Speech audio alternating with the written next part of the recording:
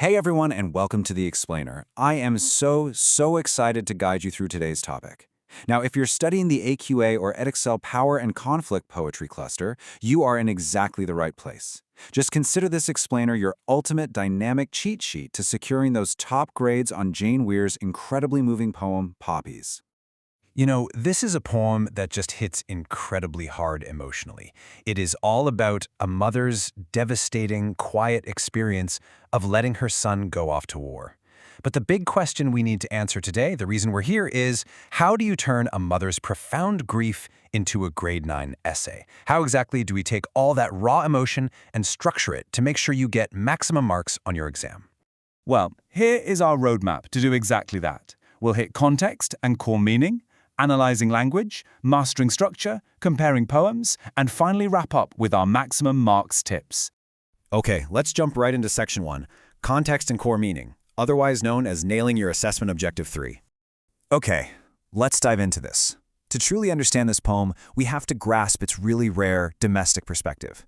The form is absolutely key here. Poppies basically operates as both a dramatic monologue and an elegy. And an elegy is, at its core, a poem of mourning. It's written in the first person, and the mother is directly addressing her absent son. She uses the pronoun you all the way through. This form is so powerful because it forces us as readers to sit with her deep, quiet trauma. She is essentially stuck in her memories, desperately yearning to speak to a son who just isn't there to reply. So let's trace the timeline for that AO3 context. The poem explicitly mentions Armistice Sunday, which instantly connects us back to 1918 and that historic symbolism of poppies growing on the battlefields of World War I. But here's the thing. Weir is a contemporary poet. She actually lived through the Troubles in Northern Ireland during the 1980s, so she experienced the tension of conflict firsthand. Then, fast forward to the 2000s, British soldiers were fighting and dying in Iraq and Afghanistan. And in 2009, the then poet laureate Carol Ann Duffy commissioned Weir to write this specific poem for a collection called Exit Wounds, to commemorate modern losses. Weir, who was a mother of 2 teenage boys herself at the time, deliberately used that historical symbol of the WWI poppy to convey the universal, timeless suffering of mothers who are sending their children into modern war zones. Moving smoothly onto Section 2, Analyzing Language and Imagery, it's time to harvest some juicy quotes. Right, we need to grab those high-yield quotes for your top-tier essay paragraphs. Now, a really cool fact is that Jane Weir was actually a textile designer before she became a known poet, and she uses that background brilliantly here. Throughout the poem, we see this incredibly safe, maternal, domestic textile imagery, words like bias binding, pleats, and that mundane but loving act of smoothing cat hairs. But then she violently juxtaposes this with war and pain imagery, words like blockade, bandaged, and reinforcements. This clash of language perfectly illustrates her overwhelming anxiety. It's like the safety of her home is constantly being invaded by the terrifying reality of military conflict in her mind. Let's break down one of the absolute juiciest quotes you can memorize for the exam. Crimped petals, spasms of paper red, disrupting a blockade of yellow bias binding. The crucial takeaway here is how the language hints at profound physical suffering. I mean, think about the word spasms. It provokes this horrible image of an unnatural, distressing injury. Coupled with the color imagery of red, which screams blood, death, and war, the poppy, which is normally a symbol of remembrance and hope, is completely corrupted here. And notice how it's literally disrupting the yellow bias binding of his school blazer. Yellow has these strong connotations of youth, happiness, and innocence. So the violence of war is quite literally invading the youthful, innocent space of her child. But it's not just textiles. We also have this beautifully layered bird symbolism. At one point, the mother says she went up to his bedroom and released a songbird from its cage. Now, obviously, this is a powerful metaphor for letting her son go out into the wider world, but it also represents her finally unleashing her own bottled-up, caged emotions once he's out of sight. Later on, she follows a single dove flying from a pear tree. A dove is, of course, a universal and religious symbol of peace, which shows her subconscious, desperate desire for an end to the conflict. But notice how it's a single dove. That really highlights her profound sense of isolation. And the pear tree? Well, in Christianity, that's a symbol of comfort, often associated with the virgin and child, emphasizing the sacred bond of motherhood and just how incredibly vulnerable she feels now that their physical bond has been broken. All right, into Section 3, Mastering Form and Structure, which I like to call the hidden exam hacks. Now, what's really interesting about this slide is how she handles time. A lot of students just focus on word-level analysis, but explaining structure is a surefire way to boost those AO2 marks. Let's look at the narrative structure. The sequence of time constantly shifts around. It jumps from 3 days before to before you left to after you'd gone to later, and finally lands in the cold present with "this is where it has led me."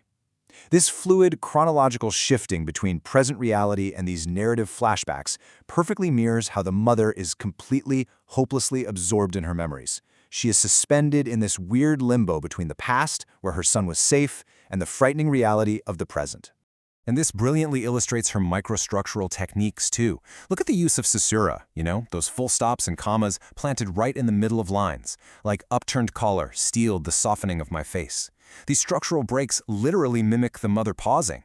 It's like we can hear her desperately trying to remain calm, catch her breath, and hold back her tears in front of her son. Furthermore, you've got the sibilants, the repeated, breathy S sounds in smoothed, shirts, steeled, softening. It totally gives away her nervous, anxious energy as she's fussing over him before he leaves. So, let's lock in these heavy-hitting structural points. First, the poem is written in free verse. There's no fixed rhyme scheme or stanza length, and that perfectly reflects her chaotic, fragmented emotional state. Second, enjambment, where her sentences just spill right over the line breaks without any punctuation. This mimics her uncontrollable, free-flowing stream of memories just pouring out onto the page. And third, stanza framing. The poem actually starts and ends with 6-line stanzas, sestets, and they surround 2 much longer, chaotic stanzas in the middle. Visually on the page, it represents her attempting to contain her grief. She's trying to keep herself neatly put together on the outside while completely falling apart on the inside. If you can drop these high-impact acts into your paragraphs, the examiners are going to be absolutely blown away. Section 4. Comparing to other poems. Let's talk about the perfect pairings. So in the exam, the comparative element is absolutely crucial for addressing the wider power and conflict cluster. A really brilliant pairing for Poppies is Kamikaze. Both of these poems explore the isolating, family-centric grief caused by conflict. In Poppies, you have a nostalgic mother mourning a lost son, right? But in Kamikaze, you have a daughter reflecting on the figurative loss of her father who returned from war in disgrace. They pair beautifully.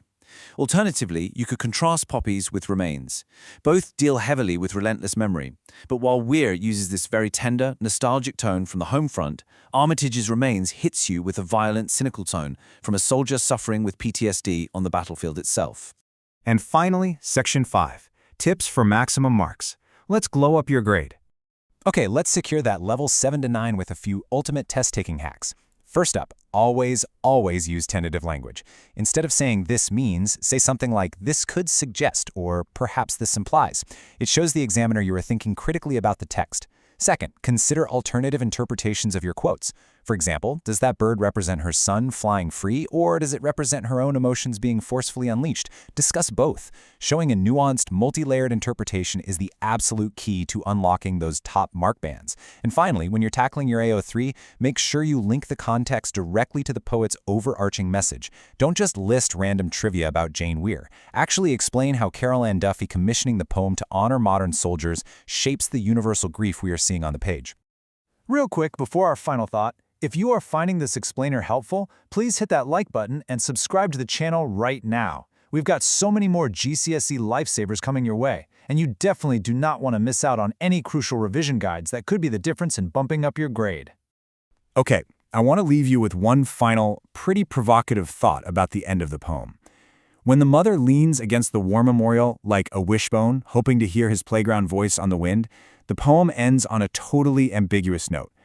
Does this mean her son has actually died in combat, or is she simply paralyzed by the terrifying, looming possibility that he might die?